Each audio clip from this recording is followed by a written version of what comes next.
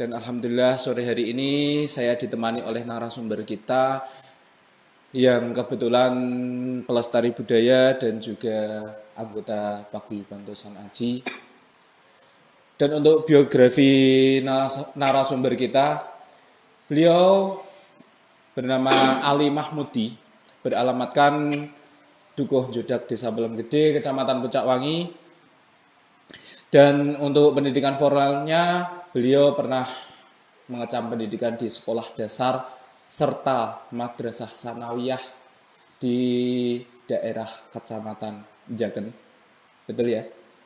Dan untuk madrasah aliyahnya beliau melanjutkan di salah satu sekolahan di madrasah di daerah Kecamatan Pucak Wangi. Dan dilanjutkan dengan sebuah perguruan tinggi yang ada di Semarang di fakultas apa ya? Bah atau apa gimana? Ini manggilnya gimana ya? Bah Den atau Gus ya? Politik dan budaya. Kebetulan ambil universitas di Semarang, ambilnya di Fakultas Politik dan Kebudayaan, prodinya perpustakaan. Untuk pendidikan non formalnya beliau pernah di madrasah Diniyah Dirinya salah. Salaf di daerah Jaken dan dilanjutkan dengan pernah nyantri di salah satu pondok pesantren di Sokopoluan dan juga di Margoyoso. Itu biografi singkat dari narasumber kita. Langsung saja saya serahkan ke narasumber untuk yang lebih tahu mengenai keris, biar nanti beliau membuka sedikit wawasan dan juga sejarah tentang keris, baru nanti kita lanjutkan pembahasan tentang Tosan Aji lebih mendalam lagi. Waktu saya persilahkan untuk narasumber. Assalamualaikum warahmatullahi wabarakatuh. Alhamdulillahirabbil alamin wa bihi nasta'in wa ala umuri dunya waddin. Assalatu wassalamu ala asrafil anbiya'i wal mursalin sayyidina wa maulana Muhammadin wa ala alihi wa sahbihi ajma'in.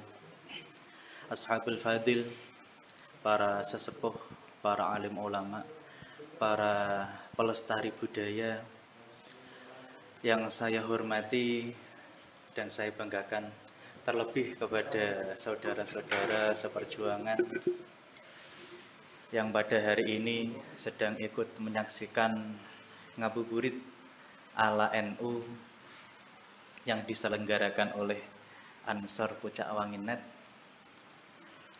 yang semoga selalu dalam lindungan Allah Subhanahu wa taala. Untuk sore hari ini kita bertemu lagi dalam nuansa yang berbeda setelah beberapa waktu kita bertemu di tempat yang sama, tapi nuansanya berbeda kan? Yeah. Kalau dulu itu sama-sama kebudayaan, hanya saja yang dibahas itu masalah pencaksilat. Salah satu warisan budaya leluhur. Dan untuk sore hari ini tidak beda jauh, dan ini juga salah satu dari budaya leluhur kita, yakni Tosan Aji, yang lebih khususnya kita bahas pada sore hari ini itu keris.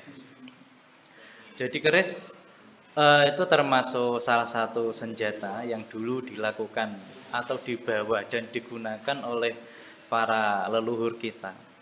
Karena keris itu termasuk salah satu benda tikam, senjata tikam yang gunanya itu untuk yang pertama biasanya untuk acara syakral, dan dalam perjalanannya dia digunakan sebagai senjata. Waktu dulu masih keadaan perang, tidak seperti sekarang ini. Dan juga sekarang itu sudah merdeka ya, sudah aman, nggak ada perang lagi. Jadi keris yang dulunya sebagai senjata untuk berjuang memerdekakan negara kita tercinta, negara Republik Indonesia, itu sangat membantu sebagai alat, karena zaman dahulu itu kita masih kekurangan dalam persenjataan. Jadi yang digunakan itu adalah senjata-senjata seperti ini. Senjatanya kalau dulu itu di awal-awal ya, di awal-awal pada tahun abad ke-8, abad ke-9, abad ke-10 itu senjatanya masih belum sebagus yang seperti ini. Berarti untuk tampilan yang tahun-tahun dulu itu bentuknya itu seperti apa ya? Bentuknya itu agak pendek, ya hampir seperti ini, tapi agak pendek yang kita kenal sebagai betok. Kalau sekarang dianggap betok, kalau ini kan sudah bagus. Ini sudah ada perkembangan, kalau ini kita sebutnya tilam. Kalau dulu bentuknya tidak terlalu panjang. Nah, jadi agak pendek, terus bilahnya lebih besar, lebih tajam, karena gunanya dulu itu untuk berperang. Berperang melawan penjajah dan menegakkan keadilan bagi mereka, kebenaran yang mereka hanut atau mereka yakini. Berarti dulu itu selain bambu runcing, para nenek moyang kita juga berarti menggunakan senjata-senjata seperti ini ya? Iya, benar sekali. Memang yang kita kenal itu perjuangan memperebutkan kemerdekaan itu menggunakan bambu runcing. Ya, bahasa kerennya itu bambu runcing.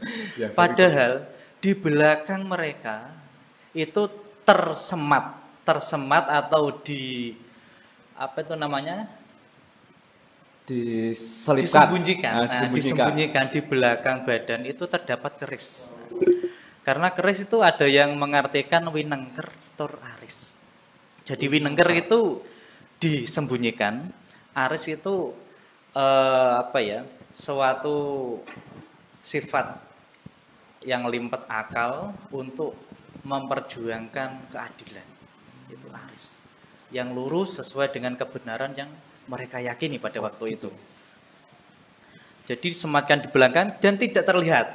Yang terlihat hanya bambu runcingnya. Bambu runcing. Berarti yang pusaka-pusaka seperti ini disembunyikan di belakang dan hanya dipakai saat itu memang benar-benar terdesak. Iya, benar sekali, Ananto.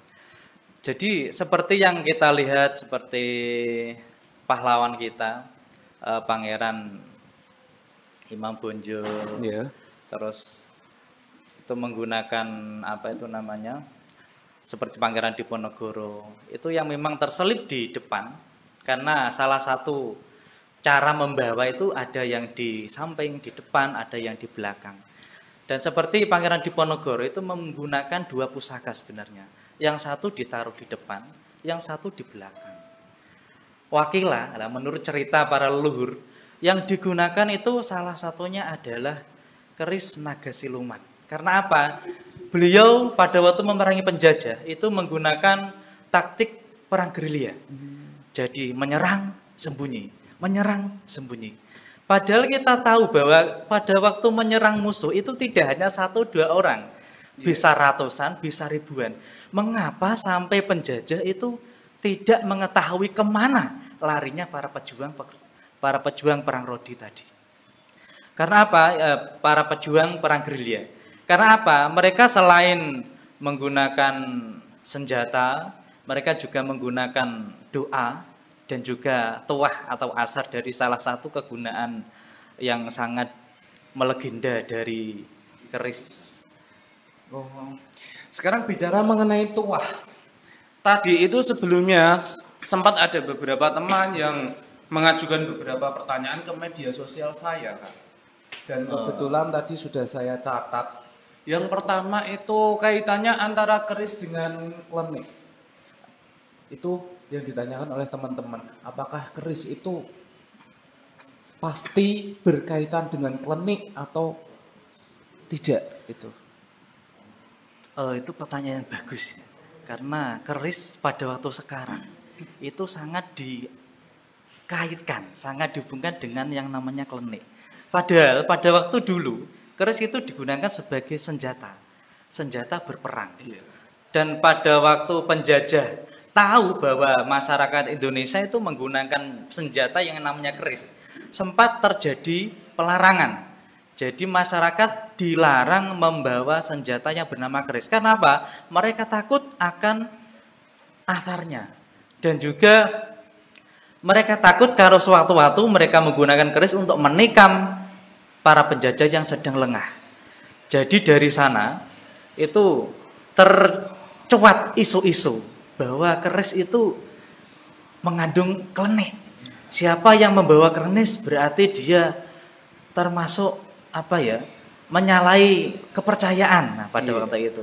Jadi itu gunanya bukan lain adalah untuk menumpulkan rasa perjuangan, menumpulkan kekuatan dari para pejuang-pejuang kita seperti itu. Dan terdengar sampai sekarang bahwa yang mempunyai keris itu termasuk berani, padahal itu tidak benar. Dan memang ada sebagian yang memang mengaitkan dengan maksud tertentu. Contohnya seperti ini ya. Contohnya seperti ini Kak Nanto. Seumpama Kak Nanto punya warisan keris dari leluhur. Nah, sedangkan ada seorang tamu yang mungkin teman lah. Dia itu paham akan keris. Dia sebenarnya tahu bahwa keris itu tidak terlalu atau tidak semuanya dihubungkan dengan keris. Akhirnya dia itu memberikan petuah. Hati-hati loh. Jangan sampai ojo nganti keris iku mbok buka. Bahaya. Karena apa? Dia mempunyai milik, siapa tahu nanti si yang punya keris itu takut, akhirnya apa? Diberikan kepada yang bersangkutan itu tadi. Ada udang di balik tepung. Jadinya rempeyek para pendengar sekalian. Dan ada juga itu seseorang yang menggunakan keris itu untuk ritual. Mungkin ritual penyembuhan, ritual penarikan sesuatu, pengobatan dan sebagainya. Itu menggunakan embel-embel keris. Padahal sebenarnya tanpa keris pun dia itu sudah bisa. Hanya saja biar terlihat kerisnya ini sakti, terlihat kerisnya ini mempunyai kadigdayan. Sehingga mereka terfokus atau pikirannya itu di mindset bahwa keris itu bagus. Akhirnya dia kepingin dan membeli keris tersebut. Padahal harganya yang sebenarnya tidak seberapa sih.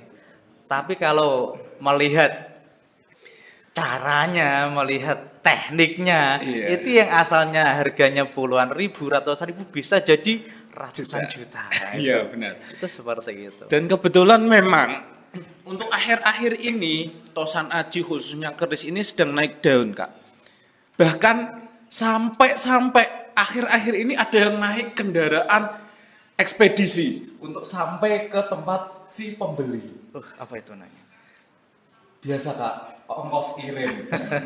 Berarti online ya? Iya. Jadi online. Dan gini, yang sering saya dengar di luar dengan apa yang dari sejarah yang Kak Ali tadi sebutkan, ternyata itu sangat bertolak belakang sekali ya Kak. Iya benar. Yang dulunya pusaka-pusaka seperti ini dulu itu dipakai untuk sebuah perjuangan melawan penjajah untuk kemerdekaan kita. Tapi sekarang malah dianaktirikan. Dan setiap yang memegang senjata seperti ini malah dikaitkan dengan klenik. Dan itu membuat bahkan saya sendiri memang agak ragu untuk memegang senjata-senjata seperti ini. Tapi ngomong-ngomong, senjata segini banyaknya ini tadi milik sendiri atau dari sewaan sih, Kak? Ini gimana ya? Mungkin dari endorse ya? Bukan. Ini alhamdulillah ini milik sendiri. Karena gimana ya? Salah satu warisan yang harus kita lestarikan itu seperti ini. Jadi saya berupaya untuk tetap menjaga agar warisan leluhur kita yang sudah mendapat pengakuan, penghargaan dari UNESCO pada tahun 2015 ya, nggak salah. Itu jangan sampai digoyah atau dihak milik oleh negara lain. Kalau kita sebagai generasi muda tidak mau meneruskan kebudayaan ini, akhirnya terus siapa yang meneruskan? Padahal sekarang di luar itu sudah banyak negara-negara yang mengklaim bahwa keris itu adalah salah satu kebudayaan dari negara mereka tersebut. Benar. Aplaus untuk narasumber kita. Sebuah jiwa yang bagus sekali untuk melestarikan budaya yang sekarang sudah diakui oleh UNESCO dan hampir diakui oleh negara lain sebagai budaya mereka. Tapi beliau masih berkenan untuk melestarikan budaya tersebut dengan begitu beratnya sandungan dari masyarakat yang mengaitkan antara pembawa keris, pemilik keris dengan klinik. Oke, lanjut ke pertanyaan kedua. Untuk pertanyaan yang dari Facebook nanti saya pending dulu ya. Karena tadi sebelum acara ini ada beberapa yang masuk di media sosial pribadi saya, di WA saya itu banyak sekali pertanyaan. Tapi nanti tetap saya sematkan untuk pertanyaan-pertanyaan yang dari para pemirsa yang ada di Facebook. Pertanyaan kedua untuk Kak Ali, itu banyak teman, terutama saya sendiri itu sering mendengar bahwasanya isi dari keris ini itu sudah tidak ada. Kalau orang Jawa, orang-orang tua bilang isine wes gak ono le. Awe mbok nggo apa le? Maksudnya itu seperti apa? Bisakah untuk Kak Ali menjelaskan tentang isi dari keris tersebut? Terima kasih, itu pertanyaan yang sangat berat ya. Lebih berat daripada rindunya si Dylan. Jadi keris dalam konteksnya itu terdiri dari dua jenis pembuatan. Yang pertama itu kita lihat dari isoteri, yang kedua dari eksoteri. Eksoteri. Kata lebih enaknya itu dari eksoteri dulu. Karena apa? Dari eksoteri itu yang terlihat. Yang terlihat seperti dalam sebuah keris itu yang terlihat seperti ini. Kita melihat ada bahan bilanya itu terbuat dari besi, ada yang campuran nikel, ada campuran bahan pamor, ada yang campuran batu meteor, dan juga ada baja, besi, baja, dan campuran pamor. Terus lagi ada yang namanya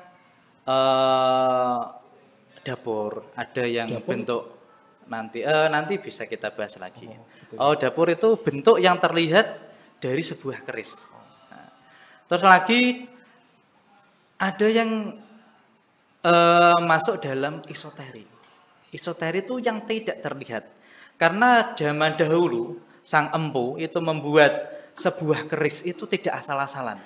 Yang pertama itu melalui beberapa ritual. Contohnya beliau itu berpuasa. Contohnya yang dulu orang kenal itu dengan kata ritual. Kalau sekarang itu bisa dengan riyadhah. Bisa dengan amaliyah. Mungkin amal. Perbedaan kata tapi persamaan. Iya, persamaan sama. Karena dulu itu terutama yang sebelum Islam masuk itu mereka menggunakan topo. Topo dulu berpuasa, terus ada sodakoh kalau kita sekarang. Kalau dulu namanya sesaji. Itu untuk membuat keris terus dihitung, dicari harinya yang pas dalam pembuatan dan pas dengan weton siang memesan. Dari sana terus terbuatlah keris, dan di dalam keris itu yang ada yang namanya isoteri yang tidak terlihat, seperti yoni atau kodam kalau sekarang kita kenal. Itu ada. Karena dari sang empu itu membuatnya itibah atau meniru dari proses penciptaan manusia. Kenapa? Manusia itu diciptakan kok sangat spesial. Karena apa? Tidak kita pungkiri bahwa manusia yang kita terlihat itu terdiri dari badan. Yang terlihat badan itu kita sebut nanti sebagai bila, ada yang wajahnya itu seperti dapur. Nanti kalau keris itu dapur. Dan juga ada yang tidak terlihat, contohnya sukma. Di dalamnya lagi ada ruh. Di dalamnya lagi ada qalbun salim. Nah, kalau dalam Al-Qur'annya itu inna ma'ana atallaha biqalbin salim. Jadi ada yang terlihat, ada yang tidak terlihat, sehingga terciptalah sebuah manusia, makhluk yang sempurna. Begitu juga dengan pembuatan keris, ada yang terlihat, ada yang tidak terlihat, dan itu menjadikan keris itu sebagai salah satu pusaka yang mempunyai daya energi yang sangat kuat, daya tarik yang sangat kuat, dan daya seni yang sangat kuat. Gitu ya. Jadi zaman dulu karena takutnya penjajah ini disembunyikan, bahkan terjadi perampasan. Sampai sekarang dari hasil rampasan beberapa senjata, beberapa keris dari para pejuang dulu itu sudah masuk ke museum, ya mohon maaf ya, museum penjajah sana. ada yang masuk ke museum Belanda, ada yang masuk ke museum mana, itu hasil dari ini Rampasan berarti rampasan. ya. Seperti Memprihatinkan sekali. keris para pejuang ada yang ditulis. Nah, seperti Pangeran Diponegoro Monosaaf itu kerisnya di sana ada. Ada kerisnya terus tercantum di sana ricikan, terus dapur, pamor dan sebagainya itu tersana ada. Dan mereka sangat menghargai padahal itu bukan hasil jeripayah dari leluhur mereka yang membuat, hanya merampas. Tapi sebagai kita sebagai Pemilik budaya pemilik ini budaya, kenapa kok malah sampai bengkalai. terbengkalai, sampai terhasut oleh Ya, pikiran-pikiran yang disebarkan mindset oleh yang para seperti penjajah itu. zaman dulu. Iya. Bahkan ada yang menyatakan itu syirik. Iya. Padahal syirik dalam konteksnya itu kan ubudiyah ya. Hubungan antara sang makhluk dengan sang khalik. Tapi ada juga yang bisa dikaitkan. Kalau syirik itu ayak butuh masih wallah. Jadi kalau ada seseorang yang menyembah selain Allah, itu kalau dalam hukum syar'inya, hukum syara'nya itu sudah termasuk syirik. Kalau gitu ya. ditingkatkan lagi ke akidah, ke apa itu namanya, taraf yang lebih atas dari syariat, itu kita percaya bahwa sesuatu itu mempunyai kekuatan, bahwa kita sendiri itu percaya bahwa kita itu mempunyai kekuatan. Itu sudah termasuk syirik. Karena apa? Tidak ada kekuatan, tidak ada rekodoyo, tidak ada sesuatu yang hak pada diri manusia itu kecuali karena kodrat dan irodahnya dari Allah Subhanahu wa Ta'ala. Jadi kita masuknya kemana? Kalau mengatakan ini syirik, berarti kita memandangnya ini sebagai sesuatu yang di luar atau bertentangan dengan kodrat irodahnya Gusti Allah. Jadi kita memandangnya itu bahwa ini adalah salah satu makhluk yang diciptakan melalui tangan sang empu, yang diciptakan Allah melalui tangan sang empu. Dalam makhluk ini diberikan keutamaan. Tapi bukan mereka yang punya, Allah lah yang memberikan kepada mereka. Seperti sekarang ada motor, mobil, itu kan mereka lebih cepat jalannya, lebih cepat larinya daripada manusia sendiri yang menciptakan malah. Tapi kenapa itu tidak dianggap sebagai syirik? Iya. Itu yang perlu kita gali lagi. Karena apa? Dari sana itu terkandung suatu nilai ekonomi yang memang zaman dahulu itu tidak bertentangan dengan para penjajah. Sedangkan kalau kita melihat banyak yang iki sih wongnya musyrik, itu sangat tidak benar. Iya, sering memang Mas. Untuk suara-suara seperti itu sering terdengar di telinga saya atau di telinga teman-teman yang sering suka gosok-gosok apa niki tempat keris niki apa namanya? Warongko. Iya, warongko ya. Yang sering gosok-gosok warongko biar tidak timbul jamur, dan yang suka oles-oles besinya biar tidak timbul karat. Itu kadang ada tetangga yang lewat, wong kae musyrik. Syirik kok. Kita tidak bisa menyalahkan mereka. Karena mungkin itu salah satu imbas atau efek dari pemikiran-pemikiran yang dikeluarkan dari para penjajah. Ya, mungkin mindset yang ditanamkan oleh penjajah itulah yang sudah mengakar kuat di kepala-kepala kita mungkin. Teruslah mereka itu seharusnya kan tahu bahwa kita sebagai orang Islam, karena syirik itu kan biasanya terkait dengan agama Islam. Iya.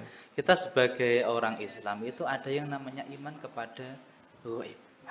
Itu salah satu rukun iman. Sedangkan kodam, tuah itu kan salah satu ghaib. Kalau mereka percaya ada jin, ada setan yang suka mengganggu manusia, bahkan kiainya juga sering membawakan fatwa, ini kamu harus hati-hati dari godaan jin dan manusia. Minal jinnati wan nas. Dan itu, tapi kenapa kita tidak bisa mengimani bahwa di dalam keris itu ada makhluk yang namanya kodam? Itu juga makhluknya Allah Ta'ala. Oh iya, iya. Itu tidak harus kita yakini sebagai sesuatu yang mempunyai kekuatan, tapi mereka itu adalah makhluk yang diberikan kekuatan oleh Allah Subhanahu wa Ta'ala. Seperti itu. Itu untuk pemirsa sekalian, itu tadi Yoni ya, bukan Yeni ya. Yoni, ya, bukan Yeni. Kalau Yeni itu orangnya lagi ngomong anaknya nunggu waktu buka puasa. Yoni atau kodam itu tadi sudah diulas oleh narasumber kita bahwasanya kodam atau Yoni itu adalah makhluk gaib yang mendiami sebuah pusaka. Iya, untuk meningkatkan kualitas pusaka. Oh gitu ya. Karena kalau kita hanya menggunakan alat ini sama alat seperti kita puasa menggunakan sabit, cangkul itu kan sama-sama alat. Yang membedakan itu adalah karena ini terbuat dari dua unsur, yaitu unsur yang terlihat dan yang tidak terlihat. Yang tidak terlihat. Sama halnya dengan saat mencangkul di sawah ya. Iya. Sama-sama cangkulnya, tapi kalau orangnya yang menggerakkan beda itu tetap beda. Itu kalau kita ngaji dari orang yang mencangkul ya. Mencangkul itu kalau kita percaya wah, alhamdulillah.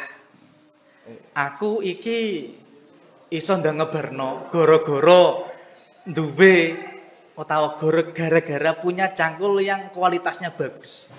Itu juga bisa dikatakan musyrik. Karena apa? Dia percaya bahwa yang membantu dia itu adalah cangkul. Cangkul ya. Bukan. Tanpa dia sadari bahwa yang memberikan cangkul itu kekuatan adalah Allah Subhanahu wa Ta'ala. Jadi jangan kita berpandangan sempit, kita berpandangan luas. Apalagi dari eksoteri ya. Dari eksoteri itu siapa yang tidak melihat? Seperti keris ini, ada bentuknya yang bagus, ada ricikannya yang indah, terus di dalamnya ini ada pamor-pamor, ada bentuk-bentuknya, dan setiap bilah itu semuanya berbeda. Dari sekian yang dari ada di meja ini saja, saya sudah bingung, bentuknya kok beda semua ya. Jadi banyak sekarang kaula muda itu yang berpikiran luas, melihat keris itu sebagai warisan budaya dengan eksoterinya, dengan bentuknya yang indah, dengan keseniannya, sehingga mereka mempunyai keinginan untuk melestarikan. Bahkan ada yang disebut namanya kolektor. Kolektor itu mempunyai lebih dari ratusan lah. Ada yang bahkan mempunyai ribuan keris. Nah, itu kan. Termasuk narasumber kita sendiri kelihatannya sudah kolektor, kerisnya sudah banyak ini. Saya baru sedikit Mas. Berapa Mas? Berapa ya? Kelihatannya itu sekarang itu saya berumur 35.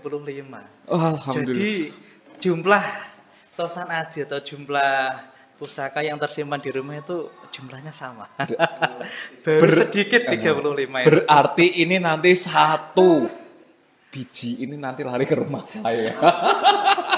Bisa diatur. Kita duduk belakang. Oke. Kita kembali ke bahasan. Siap. Untuk tadi ya, berarti untuk masalah syirik, masalah musyrik berkaitan dengan keris itu semuanya kembali ke si pelaku. Begitu ya. Kalau pelakunya itu menganggap bahwa keris itulah penolong beliau, berarti itu termasuk musyrik atau syirik. Tapi kalau keris itu adalah perantara Allah menolong beliau, berarti itu tidak syirik. Benar. Dan yang harus kita camkan dan kita tanamkan dalam pikiran kita bahwa keris itu adalah alat. Dan alat itu digunakan sebagaimana mestinya alat. Berarti penolong ya. Sama halnya dengan cangkul sebagai untuk orang alat yang digunakan. Nah, bukan iya. sebagai penolong, karena penolong itu hanya satu, yaitu Allah Subhanahu wa Ta'ala. Oke, para pemirsa sekalian, itulah tadi kita tanamkan dalam kepala kita semua bahwa benda-benda seperti ini itu harus kita lestarikan. Saat kita melestarikan benda-benda pusaka seperti ini, benda-benda budaya seperti ini, itu bukan hal syirik.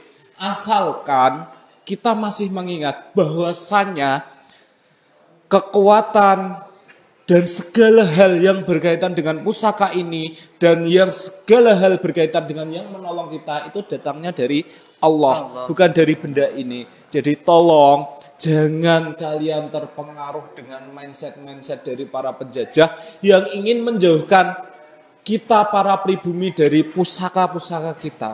Itu ya.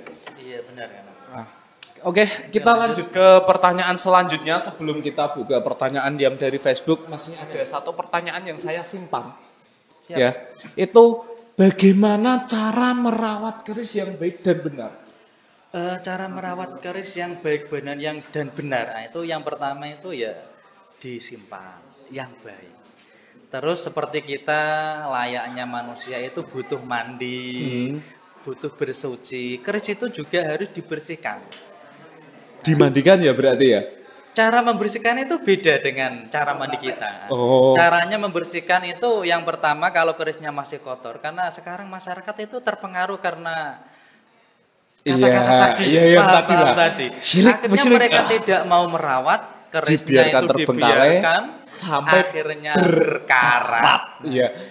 Itu cara merawatnya. Kalau keris kita berkarat itu pertama kita jamas, kita mandikan lah katakan. Kita jamas, tapi dalam menjamas itu tidak menggunakan air biasa.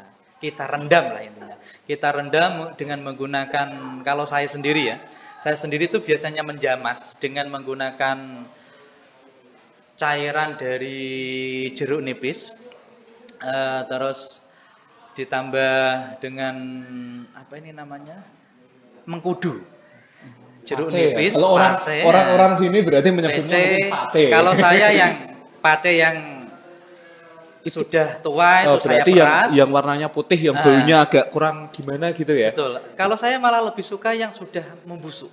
Oh. Sudah membusuk, yang sudah ada airnya itu saya peras. Tapi teman-teman itu yang sudah matang, yang sudah putih itu diiris-iris atau dibelah-belah. Nanti diikutkan dalam proses perendaman. Nah, itu. Jangan kita menggunakan bahan-bahan yang bersifat kimia. Itu nanti bisa merusak bilah. Kita cukup menggunakan jeruk nipis, kudu atau pace, dan juga menggunakan air kelapa. Air kelapa bisa kelapa yang muda. Kalau saya biasanya lebih suka menggunakan kelapa yang tua, karena lebih cepat dalam proses pembersihan dan harganya lebih murah. Oke. Seperti itu. Berarti kalau dapat air kelapa muda, nanti kita minum untuk yang merawat keris. Buka puasa saja. Oh iya, kebetulan ini kita ngabuburit ya. Iya, kita pakai untuk buka puasa, untuk air kelapa yang muda, yang tua nanti kita pakai untuk merawat keris. Iya, itu direndam. Kalau saya biasanya merendam tergantung posisi atau kondisi keris. Bisa sampai 3 hari, 1 minggu, bahkan 2 minggu. Tapi kalau karatnya sedikit cukup 1 hari, nanti terus digosok. Dan hati-hati saat menggosok, ini yang penting. Karena dalam bilah keris, kita itu tidak tahu, itu dulunya dikasih mungkin sebangsa arsenik atau mungkin dikasih racun. Karena kita tugasnya gunanya untuk berjuang itu ada yang dikasih racun. Bahkan dari empunya itu dalam kandungan ada yang dikasih racun. Jadi jangan sampai kita memegang secara langsung. Kita menggunakan alat, bisa menggunakan sikat gigi bisa, sikat besi bisa, atau menggunakan kain bisa. Tapi saya lebih senang menggunakan sikat kain, sikat untuk mencuci pakaian. Terus setelah bersih ya, biasanya bilahnya sampai putih, itu terus nanti ada yang namanya diwarang. Kalau diwarang itu menimbulkan pamor. Yang asalnya putih, pamornya tidak terlihat. Kalau kita masukkan ke warang, itu nanti pamornya terlihat. Tapi untuk warang itu harganya lebih mahal. Jarang sekali yang bisa. Jadi warang saya sarankan untuk kita memberikan atau menitipkan kepada orang yang ahli. Karena ada sering yang menggunakan jasa warangan. Tapi kalau di desa-desa, termasuk desa saya, itu terjadi salah penafsiran ya. Mereka menyebut bahwa menjamas atau membersihkan pusaka yang direndam terus dibersihkan itu marangno, diwarang. Sedangkan aslinya jamas, dijamas. Atau mungkin yang sering kadang ada yang berkeliling itu menawarkan jasa seperti itu juga. Betul, itu salah satu sesepuh pelestari budaya juga, dan mereka menjamas. Nah, menjamas bukan mewarang, karena warang itu dicelup terus keluar pamornya. Seperti itu Pak Nanto. Oke. Terus setelah bersih kita kasih minyak. Karena apa? Setelah bersih, setelah dijamas, Kalau tidak kita kasih minyak, maka karat tadi akan kembali. Dan minyaknya bisa menggunakan minyak khusus, biasanya beli. Ini tadi yang timbul pertanyaan di kepala saya, Kak. Dikasih minyak ini tadi saya kira minyak goreng. Bisa Minyak apa? dikasih minyak khusus untuk pusaka bisa. Kalau tidak ada itu saya sering menggunakan baby oil. Baby oil bayi yang kita minyak jumpai bayi. di toko-toko terdekat. Ada juga minyak zaitun. Itu nanti kita ambil, terus kalau ada sikat yang baru yang tidak terpakai ya, jangan sikat yang lama ya. Sing wis rusak kulino dikunyekati untu, itu kurang bagus. Bentar Kak. Untuk minyak zaitun ya, minyak zaitun sendiri itu yang beredar di pasaran itu seringnya kan ada beberapa jenis. Yang pertama itu minyak zaitun alami, yang kedua itu sudah ada campuran olive oil. Yang kadang orang dahulu menyebutnya itu seperti minyak blondo. Kalau bisa itu nanti kita cari yang minyak zaitun yang wangi. Yang wangi. Yang biasanya untuk pijat muka. Untuk gitu apa ya? Kecantikan lah, untuk kecantikan pijat muka. Itu nanti kita menggunakan kuas lukis atau bisa menggunakan sikat gigi yang masih baru, kita basahi, bisa kita tetes, bisa kita celupkan. Lah nanti terus kita gunakan untuk melapisi atau meminyai bilah dari keris. Dan untuk meminyainya itu jangan asal gini saja. Nah, ada tata caranya. Kalau orang Jawa dulu itu dari bawah ke atas, jadi satu arah. Jadi jar ke atas, taruh, bisa menggunakan kuas dari bawah sampai sela-sela. Tolah-tolah kalau ada kuas ya benar. Untuk pemirsa kita sekalian, anggap saja tangan saya ini ada kuasnya ya. Anggap saja ini ada kuasnya. Bayangkan sebisa kalian ini kuas.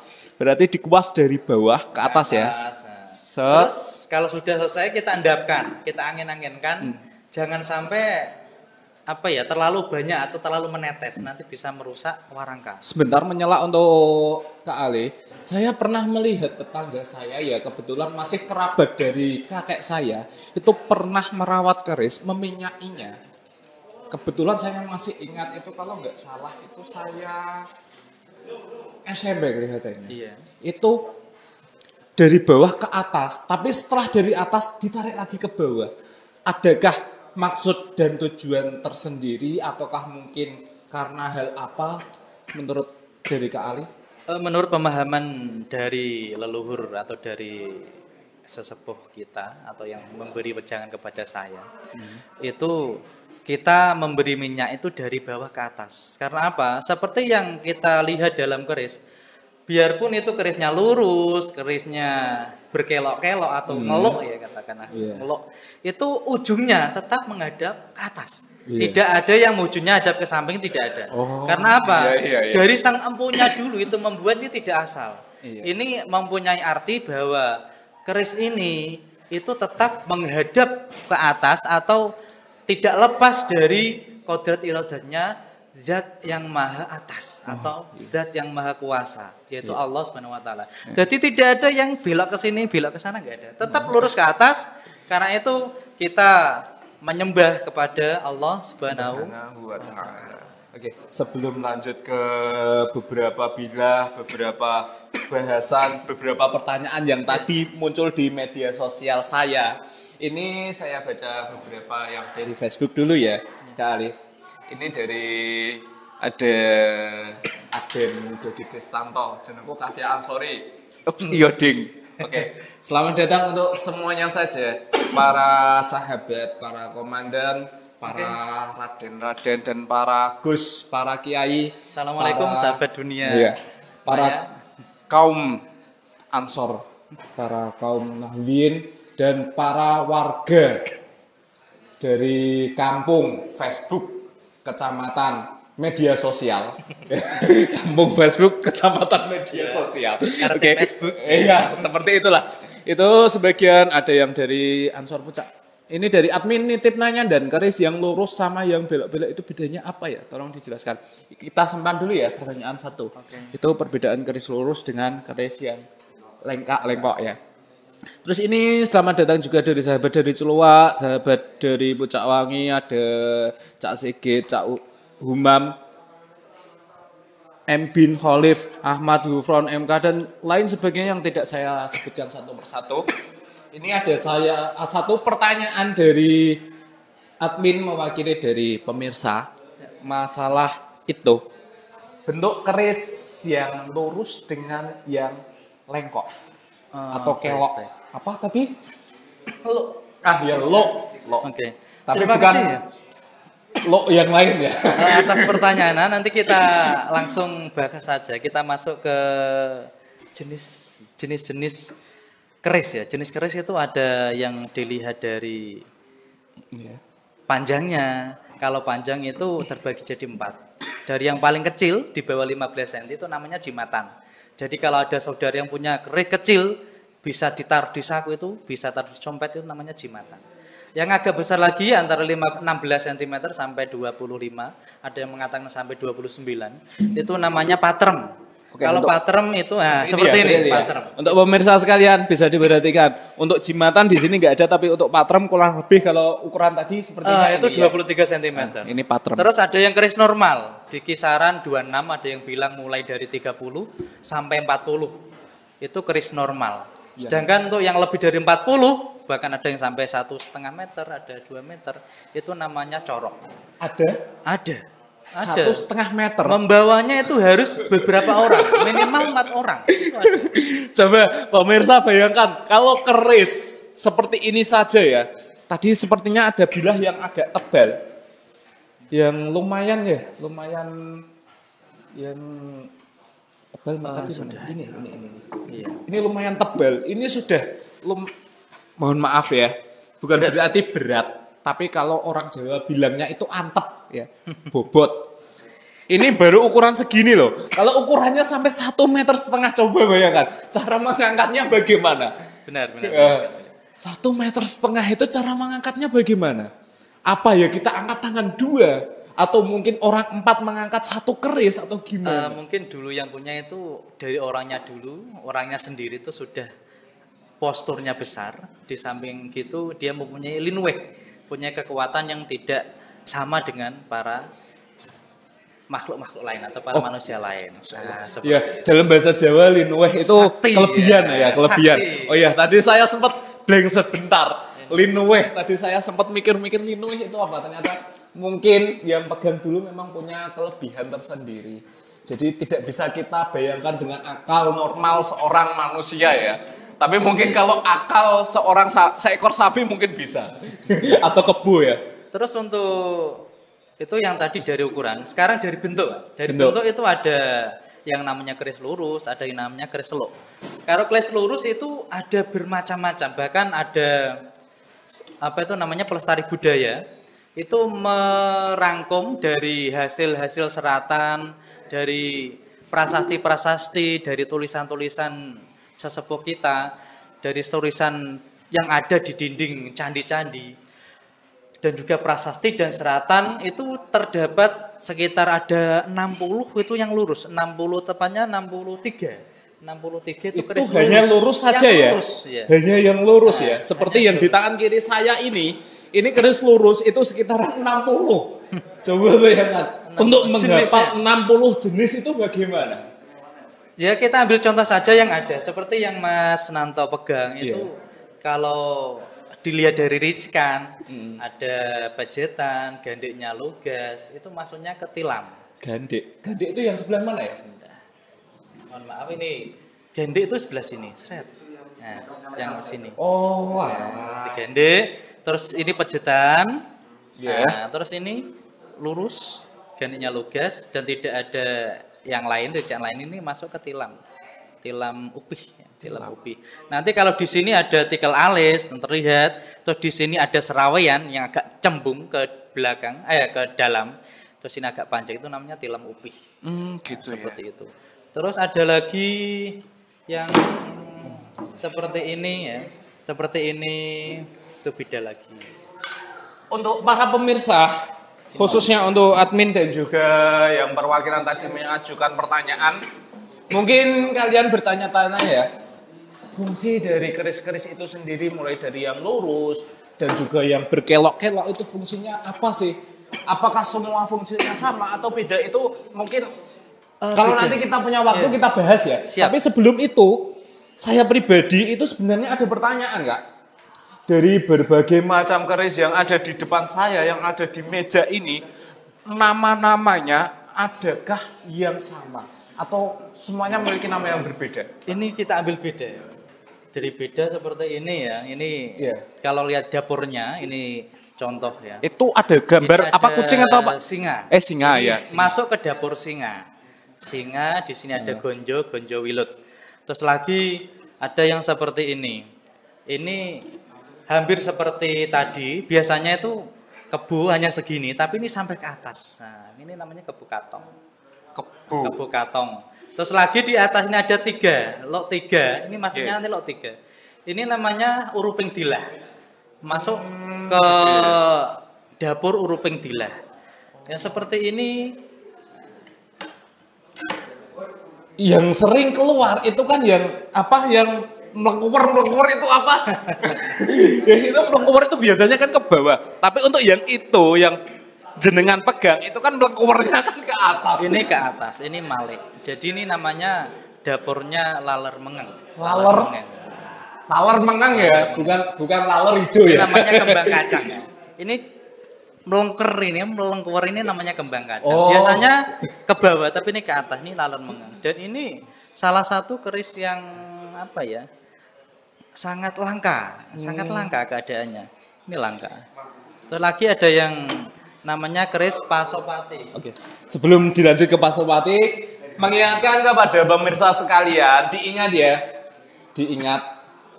Mungkin saya pribadi juga kurang begitu banyak ilmu tentang Tosan Aji. Jadi tadi saya bilangnya kan hampir melengkur gitu ya. Iya. Yang melengkur ini namanya itu kembang kacang ya. Kembang kacang. Ini dalam dunia Tosan Aji, terutama keris ini disebutnya itu kembang kacang. Ini kembang kacangnya kuwale atau malik ya, nek cara Jawane kebalik nyungsang. Ya. Terus setiap dapur itu ada tuahnya sendiri. Jadi setiap empu yang membuat seperti dapur brojol lah, yang biasanya terkenal itu brojol. Brojol itu awal-awal kita membuat. Nah, awal-awal kita mempunyai diharuskan itu seperti brojol tilam. Karena apa? Brojol itu seperti manusia lahir ke dunia. Itu brojol dari gua garbuni sang ibu. Itu diharapkan atau doa dari sang empu yang memiliki tuah brojol itu semua cita-citanya, keinginannya, hajatnya itu diijabah, dibrojolno karo Gusti Allah. Jadi kadang kita melihat ada mbah-mbah kita punya keris, nangin buanter ditonois. Nah, kerisnya akhirnya dengan kodrat irdanya Allah Ta'ala, angin yang asalnya berembus kencang, terus berhenti. Assalamualaikum, Amit ya. Biasanya orang-orang tua ya, orang-orang tua di video juga ada yang membuat video dokumenter komedi. Setiap ada angin, wah, minggir. Dan memang atas kehendak Allah, angin itu memang pergi. Tapi sampai karena sering digunakan untuk menolak angin, mereka memberi nama itu keris singkir angin. Oh, singkir angin. Berarti kalau menolak api, singkir api ya? Iya, mungkin ya. Mungkin yang... Tapi jangan cari keris singkir rodo ya. Oke, kita kembali lagi ke masalah fungsi dari tuah keris tadi ya. Seperti tadi. Walaupun yang bisa menjadi perantara ini keris, misalnya keris yang saya pegang ini, berkat keris yang saya pegang ini sebagai perantara, angin yang menghadap atau mengarah ke arah rumah saya itu bisa pergi. Tapi itu bukan berarti keris ini yang menolong saya. Ya. Benar sekali. Benar ya Kak? Yang menolong itu adalah Allah Sang Khalik lewat perantara keris. Seperti itu ya, ditanamkan kepada seluruh pemirsa sekalian. Untuk tuah-tuah keris sebenarnya kita butuh waktu yang cukup banyak sekali. Benar sekali. Wah, ini tadi saja bahasan itu belum ada sepucuk kuku sebenarnya. Saya pertanyaan-pertanyaan yang ada di media sosial ini sebenarnya tadi banyak sekali. Ya. Bagian-bagian keris tadi sedikit sudah disinggung, tapi kelihatannya belum dijelaskan keseluruhan. Mulai tadi yang ada bilang gonjo welut atau gonjo Gonjo Wilut. Gonjo Wilut, iya, Gonjo Wilut. Itu seperti Itu. Ini namanya gonjo kan. Ini gonjo. Dan di gonjo ini nanti di sini tuh ada namanya rondo. Nah, ron. Beda ya, konteksnya mungkin beda ya kak. Ron itu kalau orang tua dulu, ron itu daun. Nah. Do itu kita mengacu karena bentuknya seperti huruf di Honocoroko bagian do, huruf do. Jadi dikatakan daun seperti huruf do. Jadi dikatakan rondo. Ada di sini tingil. Ada lagi di sini tuh apa namanya ya? Yang di sini ya. ada ricikan lagi. Agak lupa. Ya, boleh. Sambil narasumber mengingat-ingat. Ripandan. Nah, Ripandan ya? Ripandan. Dan untuk ini nanti ada kesini ada lagi, ada Serawayan di sini. Ada dari atas ini ada rondo juga. Terus kesatuannya disebut gereneng. Oh ya. Itu baru bagian bilah keris yang sebelah bawah, belum ke atas. Iya, yang bawah kita sebut sorsoran di sini. Ada nama tersendiri ya? Masya Allah, subhanallah. Begitu pintar orang-orang terdahulu, begitu banyak nama istilah dalam dunia keris, tapi mereka bisa menghafal. Mulai dari istilah apa tadi yang bawah? Apa? Yang bilah, ya gonjo. Terus bilah bagian bawah tadi? Sini sorsoran. Terus ada gandeng, ada dapur yang tadi baru lurus saja itu sudah ada 60 jenis, belum yang lo itu ada lo. Iya. Lo-nya semuanya gandil, mulai dari ada yang bilang yang lurus itu termasuk lo satu, tapi ada juga keris yang memang lo-nya ada satu. Seperti sengkol itu kerutnya satu. Terus ada lagi di atasnya ada lo 3. Lo 3 ada lagi lo 5, lo 7, lo 9, lo 11. Bahkan yang pakem itu lo-nya ada 13. Gini kak. Sebelum kita lanjut ke situ ya. Saya dulu itu pernah punya pertanyaan seperti ini. Nogo Sosro sabuk inten. Apakah keris Nogo Sosro itu memiliki sabuk berupa intan berlian atau bagaimana? Oke, bagus itu. Saya juga dulu penasaran, akhirnya saya cari itu. Nogo Sosro itu lumrahnya, pakemnya itu di lok 13. Nah, sedangkan sabu inten itu berada di lok 11. Jadi Nogo Sabru inten itu Nogo Sosro yang loknya tidak 13 tapi loknya 11. Oh, berarti jumlah lekuannya itu cuma 11 ya? Iya, 11. Oh, saya kira memiliki sabuk berupa intan berlian. Contohnya seperti ini, Mas Nanto. Nah, wah, ini Nogo Sosro sabu inten. Yang ini Nogo Sosro saja karena loknya 13. Karena loknya kalau 11 berarti sabu inten. Kalau di sini ada lunglungan dan kijang, di sini ada kijang. Ini nanti masuknya Nogo Sosro. Tadi saya sempat lihat Nogo juga. Itu yang dibuka. Nogo, ini juga Nogo ya. Tapi ini termasuk Nogo Sosro atau tidak? Coba lihat. Di sini itu ada kepala naga, tapi bedanya menyatu dengan keris. Ini namanya Nogo Siluman. Dan ini menurut cerita Nogo Suliman itu salah satu keris yang dibawa oleh Pangeran Diponegoro karena atarnya itu untuk menyembunyikan pasukan yang yang perang dengan sembunyi sehingga apa ini namanya dengan kodrat iradanya Allah Ta'ala para penjajah itu tidak bisa melihat kemana larinya para pejuang. Oke, ternyata 60 menit kita sudah berlalu dengan begitu asyiknya kita membahas masalah besi. Namun sebelum saya tutup karena memang saya hanya manusia biasa, sandangan saya, pakaian saya adalah khilaf dan salah dan kebenaran itu hanya milik Allah semata. Mari kita tutup bersama-sama dengan sebuah doa kafaratul majlis bersama-sama ya. Bismillahirrahmanirrahim. Subhanallahumma wa bihamdika asyhadu an la ilaha illallah anta. Subhanallahumma wa bihamdika Asyhadu alla ilaha illa anta nastaghfiruka wa natubu ilaik.